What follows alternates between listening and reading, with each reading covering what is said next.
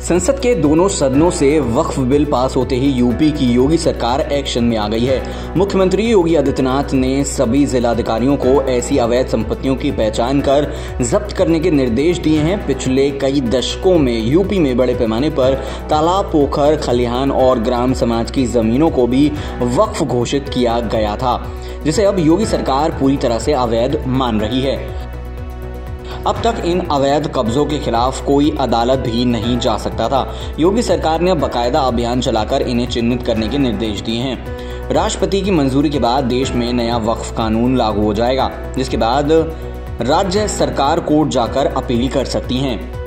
देश में उत्तर प्रदेश ऐसा राज्य है जहां सबसे ज्यादा वक्फ संपत्तियां हैं। बाराबंकी, सीतापुर, बरेली, जौनपुर, सहारनपुर, बिजनौर, बलरामपुर, मुजफ्फरनगर, बुलंदशहर, मुरादाबाद और रामपुर जिले ऐसे हैं जहां सबसे ज्यादा वक्फ संबंधित संपत्तियां हैं।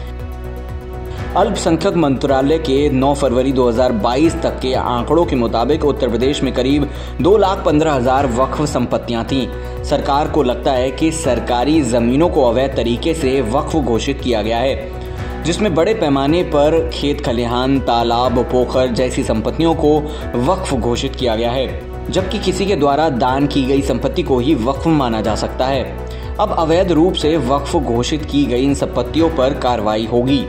राजस्व अधिकारियों के मुताबिक प्रदेश में वक्फ घोषित की गई 98% संपत्तियों में से किसी का कोई आधिकारिक रिकॉर्ड नहीं है।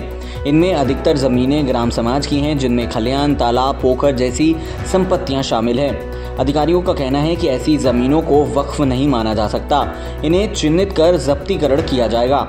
समाजवादी पार्टी के प्रवक्ता फखरुल हसन चांद ने कहा था कि हमने पहले ही इस बात की आशंका व्यक्त की थी। आज सुबह राज्यसभा से बिल पास हुआ और सरकार को पता चल गया कि कहां कहां कब्जा है। उधर बीजेपी प्रवक्ता मनीष शुक्ला ने कहा कि सरकार का यह दायित्व है कि वह उन सरकारी संपत्तियों को चिन्हित करे जिस पर कब्जा है। अगर दस्तावेज हैं तो कोई बात नहीं, अगर नहीं है तो जब्त की जानी चाहिए। विवाद की स्थिति में कोर्ट जाने का भी प्रावधान है।